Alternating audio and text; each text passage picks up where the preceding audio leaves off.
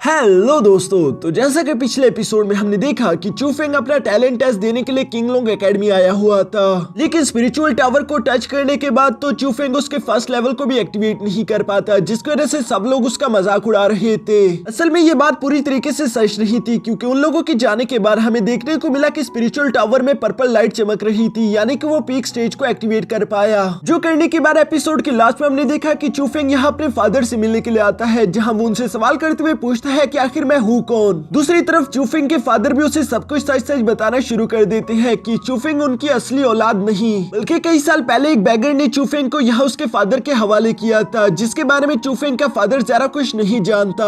यहाँ वो ये सब चूफेंग को बता ही रहे थे, तभी अचानक वो बेहोश होकर नीचे गिर जाते हैं। जो देखकर चूफेंग अपने रूम से बाहर आया, तभी अचानक उसे अपने सामने एक अनजान आदमी दिखाई दिया। अब आगे तो नेक्स्ट एपिसोड की शुरुआत बिल्कुल उसी सीन से शुरू होती है, जहाँ पर हम देखते हैं कि वो अनजान वॉरियर कोई और नहीं बल्कि वही असैसिन था, जो कि यहाँ पर आया हुआ था ताकि वो चूफेंग को अपना डिसाइपल बना सके। ये सुनकर तो चूफेंग हैरान होते हुए कहता है कि आखिर मुझे आप अपना डिसाइपल क्यों बनाना चाहते हो, जिस पर वो असैसिन मास्टर जवाब देते हुए कहता है क्योंकि तुम्हारी स्पिरिचुअल पावर नॉर्मल लोगों के हिसाब से काफी ज्यादा है, तुम अपनी कल्टिवेशन भी बहुत ही ज्यादा तेजी के साथ कर पा रहे हो। चूफेंग उनकी ये बात सुनकर थोड़ा सा हैरान होते हुए कहता है, पर शायद आपने मेरा टैलेंट टेस्ट नहीं देखा होगा, मैं तो उसे भी पास नहीं कर पाया। जो सुनकर वो असैसिन मास्टर कहता है कि मुझे उस बात से कोई फर्क नहीं पड़ता, मुझे उन मैजिकल टावर्स के रिजल्ट पर जरा सा भी यकीन नहीं, मैं अपने तरीकों से खुद के डिसाइपल को चूज करता हूँ, और अगर तुम्हें डर लग रहा है कि कहीं मैं तुम्हारे साथ कुछ बुरा ना कर दूं तो मत डरो, क्योंकि तुम्हें ये बात तो अच्छे से मालूम हो गई होगी कि मुझे पावर्स की भूख नहीं है। अगर पावर की भूख होती तो उस दिन मैं तुम्हें टॉम के अंदर वो एयर फ्लोटिंग टेक्निक लेने ना देता। ये सुनकर तो चूफेंग समझ जाता है कि ये असैसिन मास्टर वही आदमी है जो कि उस टॉम के अंदर एक बूढ़े आदमी से एयर फ्लोटिंग टेक्निक के लिए फाइट कर रहा था। चूफेंग यहाँ पर उनसे सवाल करते हुए पूछता है कि कहीं आप मुझ पर नजर तो नहीं रख रहे थे, जिस पर वो असैसिन मास्टर बताता है कि हाँ, तुमने बिल्कुल सही समझा, मैं तुम्हारी पावर्स और काबिलियत को टेस्ट कर रहा था, और तुम्हें देखने के बाद मुझे एक बात का अंदाजा तो हो गया कि तुम काफी ज्यादा बहादुर हो और तुम में वो काबिलियत है कि तुम मेरे डिसाइपल बन सको। तो बताओ, क्या तुम मेरे डिसाइपल बनने के लिए तैयार हो? अगर तुम मेरे डिसाइपल बन जाते हो तो आज तक मैं जो भी टेक्निक सीख पाया वो मैं तुम्हें सिखा दूंगा, जिसकी वजह से तुम इस पूरे कॉन्टिनेंट में सबसे ज्यादा ताकतवर हो जाओगे। ये सुनकर तो चूफेंग काफी ज्यादा इंप्रेस हो गया, और वो यहाँ पर आगे की तरफ झुकते हुए अभी यहाँ उनको मास्टर बनाने ही वाला था, लेकिन तभी अचानक क्वीन चूफेंग को रोकते हुए कहती है कि ऐसा मत करो। साथ ही वो चूफेंग को बताती है कि तुम काफी ज्यादा ताकतवर हो, तुम इसी तरह किसी को भी अपना मास्टर नहीं बना सकती, इस आदमी के पास क्या पता इतनी क्वालिफिकेशन है भी कि ये तुम्हारा मास्टर बन पाए। दूसरी तरफ वो असैसिन मास्टर यहाँ पर चूफेंग की बॉडी में अजीब तरह का बदलाव देख पा रहा था, जिससे उसे अंदाजा हो जाता है कि चूफेंग किसी तरह के दबाव में है, यानी कि वो फैसला नहीं कर पा रहा। जो सुनकर वो अपने मन में कहता है कि कहीं से ये तो नहीं लग रहा कि मैं सच में ज्यादा ताकतवर नहीं, या ये खुद को कुछ ज्यादा ही बड़ा समझता है, जिसकी वजह से ये मुझे अपना मास्टर कबूल नहीं करना चाहता। दूसरी तरफ चूफेंग क्वीन से कह रहा था, इससे पहले कि मैं उनके सामने बो डाउन करता तो मुझे पहले ही बता देती, अब मैं क्या करूं, क्या मैं उन्हें मास्टर चूज करूं या नहीं? जिस पर क्वीन कहती है कि ये बात तो बिल्कुल जाहिर है, उन्हें मना कर दो और यहाँ से भगा दो। ये सुनकर चूफेंग अभी इससे पहले कि कुछ भी कह पाता, हम देखते हैं कि असैसिन मास्टर तो पहले से ही तैयारी के साथ आया हुआ था। वो यहाँ पर एक स्क्रोल निकालते हुए सीरत चूफेंग के सामने कर देता है, जिसे देखते साथ ही क्वीन तो फौरन से पलटी खा गई। वो यहाँ पर चूफेंग को कहती है कि तुम खड़े खड़े देख क्या रहे हो, फौरन उनके सामने झुको और इन्हें अपना मास्टर बना लो। चूफेंग हैरान होते हुए कहता है, लेकिन अभी तो तुम कुछ और कह रही थी, जिस पर क्वीन कहती है कि क्या तुम देख नहीं पा रहे कि उसके पास आर्ट ऑफ चार्म है। जो बात सुनते साथ ही चूफेंग फौरन यहाँ पर असैसिन मास्टर के सामने झुकते हुए कहता है कि आज से मैं आपका डिसाइपल हूँ। ये बात तो असैसिन मास्टर को भी हैरान कर देती है। वो अपने मन में कहता है कि इस लड़के के पास कुछ ज्यादा ही नॉलेज है, ये जानता था कि आर्ट ऑफ चार्म कितने ज्यादा इंपॉर्टेंट है, लेकिन असल में असैसिन मास्टर ये चार्म आर्ट देना नहीं चाहता था। वो अपने मन में सोच कर आया हुआ था कि ये मेरे पास सिर्फ लास्ट ऑप्शन होगा, जिस वजह से वो यहाँ पर बात को बदलते हुए चूफेंग को कहते हैं कि इस चार्म आर्ट को मैं तुम्हें यूं ही नहीं दे सकता, बल्कि इसके लिए तुम्हें एक टेस्ट देना होगा। अगर तुम इस चार्म आर्ट को 1 महीने के अंदर सीख पाते हो तभी तुम मेरी डिसाइपल बन पाओगे और ये चार्म आर्ट भी तुम्हारा हो जाएगा, लेकिन अगर तुम ऐसा नहीं कर पाते तब मजबूरन मुझे तुम्हें मारना होगा, ताकि तुम इस चार्म आर्ट की सीक्रेट को किसी और के सामने रिवील ना कर सको। यहाँ ये सब सुनकर तो चूफेंग को एक बड़ा सा झटका लगा, जिस पर क्वीन कहती है कि उसकी बात मान लो, क्योंकि मैं तुम्हारे साथ हूँ, मेरे होते हुए तुम्हें किसी भी बात की फिक्र नहीं करनी चाहिए। जबकि दूसरी तरफ मास्टर अपने मन में सोच रहे थे कि मुझे पूरा यकीन है कि ये लड़का मेरे सामने गिड़ आएगा, ये मुझसे चार्म आर्ट भी नहीं लेगा, साथ ही साथ ये मेरा डिसाइपल भी बन जाएगा, मेरा डबल फायदा। लेकिन हम देखते हैं कि चूफेंग तो फौरन मास्टर के हाथ से वो स्क्रोल लेते हुए कहता है कि ठीक है, मैं अगले 1 महीने के अंदर इसे मास्टर करके दिखाऊंगा। अब तो यहाँ असैसिन मास्टर के पास भी ज्यादा कहने के लिए कुछ नहीं बचता, इसलिए वो वहाँ से जाते हुए कहते हैं कि उम्मीद करता हूँ कि तुम 1 महीने के अंदर इसे मास्टर कर लोगे, 1 महीने बाद ही हमारी मुलाकात होगी। उनके यहाँ से जाने के बाद चूफिंग फौरन अपने फादर के पास आ गया, जहाँ वो अपने फादर को बेहोशी की हालत में देखकर कहता है कि इस बात से कोई फर्क नहीं पड़ता, आप चाहे मेरी रियल फैमिली ना हो लेकिन फिर भी मैं आपकी हमेशा रिस्पेक्ट करूंगा और आप मेरी फैमिली ही रहोगे। जो सब कहने के बाद चूफिंग रात के अंधेरे में ही एक केव की तरफ रवाना हो गया ताकि वो 1 महीने तक वहीं पर बैठकर सर्कुलेशन में इस टेक्निक को मास्टर कर सके। चूफिंग इस केव में आने के बाद कल्टीवेशन करते हुए अपना पूरा ध्यान इसी टेक्निक को मास्टर करने में लगा रहा था, जहां आखिरकार वो अपने स्पिरिचुअल वर्ल्ड में भी अब आसानी के साथ पहुंच सकता है। स्पिरिचुअल वर्ल्ड में आने के बाद चूफिंग दोबारा से अपने सामने उसी बड़े से दरवाजे को देख पा रहा था, जबकि साथ ही साथ यहाँ पर उसे क्वीन भी देखने को मिलती है, जिसे देखकर चूफिंग सवाल करते हुए पूछता है कि आखिर तुम असल में हो क्या और तुम मेरी स्पिरिचुअल सी में क्या कर रही हो। जिस पर क्वीन जवाब देते हुए कहती है कि मैं यहाँ पर अपनी मर्जी से नहीं हूँ, मुझे तो जबरदस्ती यहाँ पर सील कर दिया गया है, जिसकी वजह से मैं अपनी मर्जी से कहीं पर भी आ जा नहीं सकती। चूफिंग ये सुनकर हैरान होते हुए उससे सवाल करते हुए पूछता है कि आखिर तुम्हें यहाँ पर कैद किसने किया। जिस पर क्वीन जवाब देते हुए कहती है कि ये किसी और ने नहीं बल्कि तुम्हारी माँ ने किया था। ये सुनकर तो चूफिंग और भी जरा हैरान हो गया। वो यहाँ पर क्वीन से सवाल करते हुए पूछता है कि क्या तुम मेरे पेरेंट्स के बारे में जानती हो।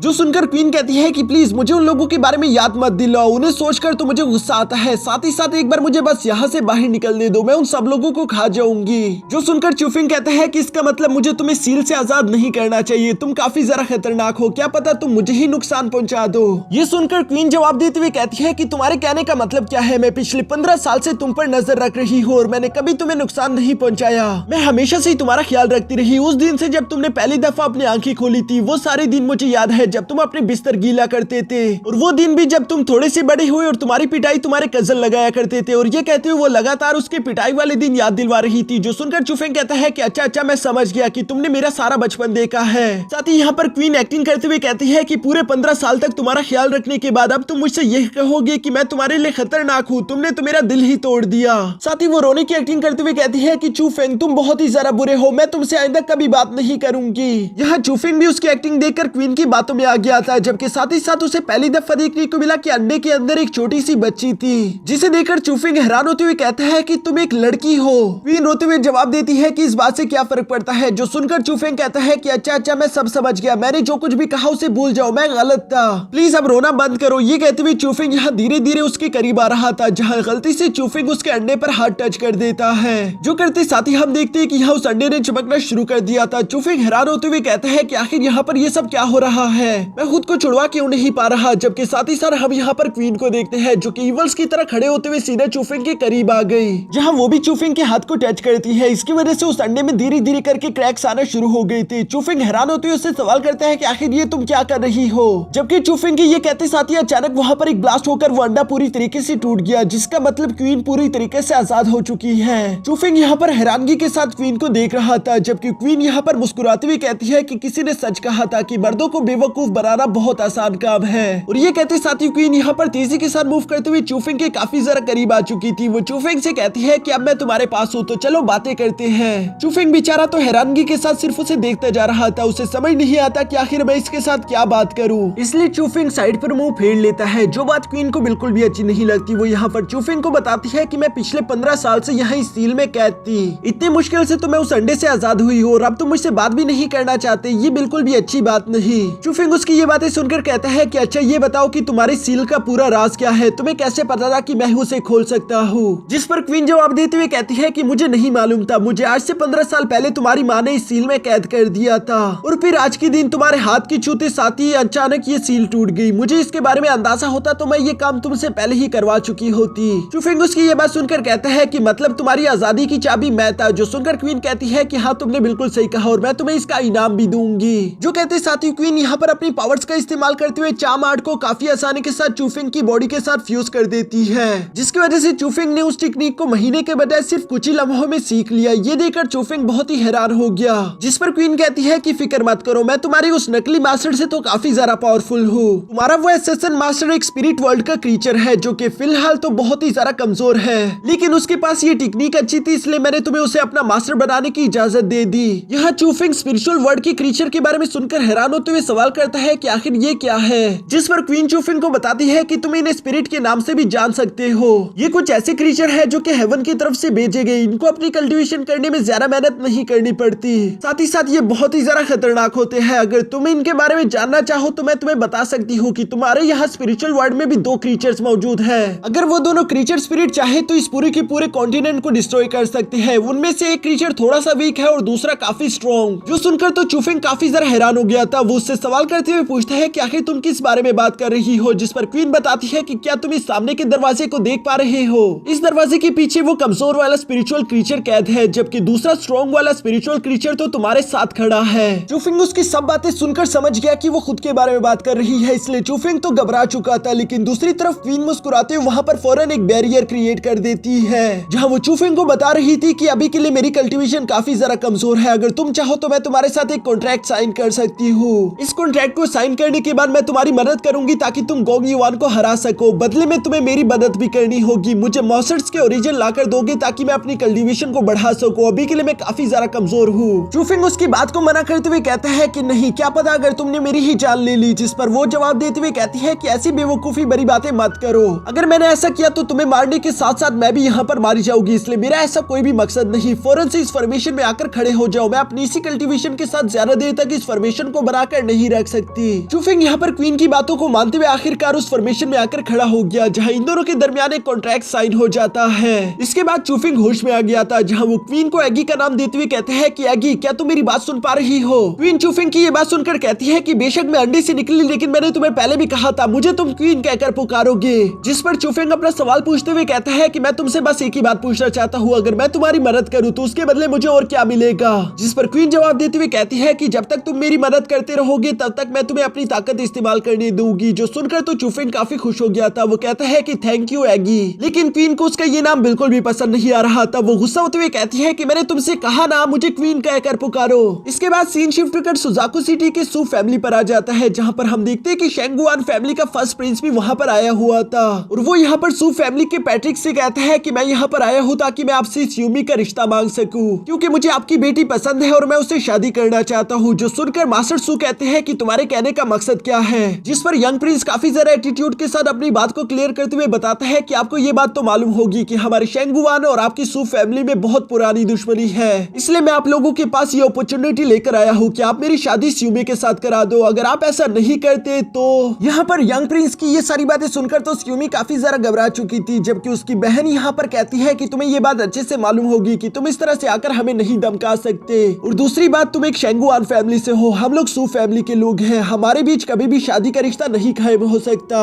जो सुनकर यंग प्रिंस कहते हैं फिर तो आपको मालूम ही होगा कि हम आप पर हमला करेंगे और आपको बंदी बना लेंगे, फिर तो स्यूमी वैसे भी मेरी हो ही जाएगी। यहाँ पर स्यूमी के फादर को तो काफी जरा गुस्सा आ रहा था, लेकिन वो कुछ भी कह नहीं पाता। जबकि यंग प्रिंस आगे उनसे कहता है कि अगर एक बार हम दोनों के बीच शादी का रिश्ता कायम हो गया तो इससे सू फैमिली के पैट्रिक को भी काफी जरा फायदा होगा, क्योंकि इसकी वजह से दो फैमिलीज एक हो जाएगी। आपको कई सारी ताकतें मिल जाएगी, जिनका इस्तेमाल करके आप लोग सुजाकू सिटी पर एक बार फिर से खुद की ताकत को जमा पाओगे। ये सुनकर आखिरकार हम देखते हैं कि स्यूमी का फादर थोड़ा बहुत इंटरेस्टेड लग रहा था, लेकिन अभी भी उसे अपनी बेटी की थोड़ी सी फिक्र हो रही थी। जो सुनकर तो यंग प्रिंस उनका शुक्रिया अदा करते हुए कहता है कि आपने यकीनन हाँ कर दिया, मैं इस बात से काफी खुश हूँ। स्यूमी को ये बात अच्छी नहीं लगती। तभी अचानक हम देखते हैं कि चूफेंग भी वहाँ पर आ गया, जिसे आते साथ ही शेंगुआन प्रिंस के लाए हुए तोहफों को लात मार के नीचे गिरा दिया। साथ ही साथ वो कहता है कि आखिर यहाँ पर ये बदबूदार कीड़ा क्या कर रहा है। स्यूमी तो यहाँ पर चूफेंग की एंट्री देखकर काफी खुश हो गई थी, जबकि दूसरी तरफ यंग प्रिंस गुस्सा होते हुए कहता है कि क्या तुम मरना चाहते हो। और ये कहते साथ ही उसने चूफेंग पर हमला कर दिया,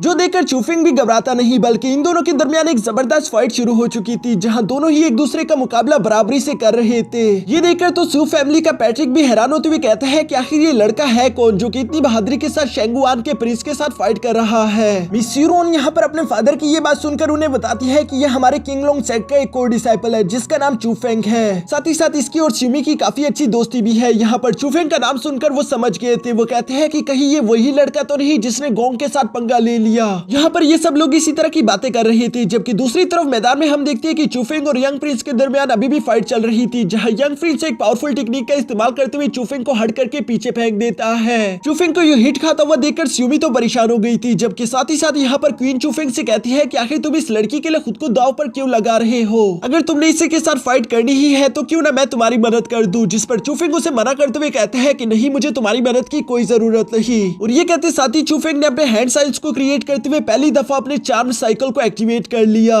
जिसकी वजह से यंग प्रिंस जैसे ही चूफेंग पर हमला करने के लिए जंप करता है उसे बुरी तरीके से चोट लग चुकी थी। इसी के साथ हम देखते हैं कि चूफेंग ने यंग प्रिंस को यहाँ पर हरा दिया। सियुमी तो ये देखकर काफी ज्यादा खुश हो गई थी। वो फौरन से भागते हुए आकर यहाँ चूफेंग को गले लगा लेती है, जबकि दूसरी तरफ सियुमी का फादर मिस रोन से कहता है कि आखिर इस लड़के की पावर इतनी ज्यादा कैसे है, ये तो एक बहुत बड़ा जीनियस है। जिस पर मिस सुरोन कहती है कि हाँ, इसी वजह से मैंने सियुमी से कहा था कि इस लड़के का दिल लाजमी जीत लेना। इसके बाद दूसरी तरफ हम चूफेंग की स्पिरिचुअल सी में देखते हैं, जहाँ क्वीन चूफेंग का मजाक उड़ा रही थी। वो उससे कहती है कि बताओ आखिर तुम्हारा और इस लड़की के बीच क्या चल रहा है। जिस पर चूफेंग उससे कहता है कि तुम इस तरह की बकवास करना बंद करो, हम दोनों ज्यादा कुछ नहीं, बस सिर्फ अच्छे दोस्त हैं। यहाँ चूफेंग क्वीन के साथ बिजी था, जबकि दूसरी तरफ हमें देखने को मिलता है कि सियुमी का फादर चूफेंग से बात करने की कोशिश कर रहा था। वो चूफेंग से कहता है कि क्या तुम मेरी बात सुन भी रहे हो, जो सुनकर चूफेंग होश में आते हुए कहता है कि हाँ मैं आपकी ही बात सुन रहा हूँ, आप बोलिए कि आपको क्या कहना था। जिस पर सियुमी का फादर उसका शुक्रिया अदा करते हुए कहता है कि आज तुमने हमारी स्यू फैमिली की काफी मदद की, लेकिन मैं तुमसे यहाँ पर एक और मदद मांगना चाहता हूँ। तुम्हें हमारे काइशू कॉन्टिनेंट के मार्शल किंग मास्टर के बारे में तो मालूम होगा, जो कि यहाँ के नंबर 1 वॉरियर हुआ करते थे।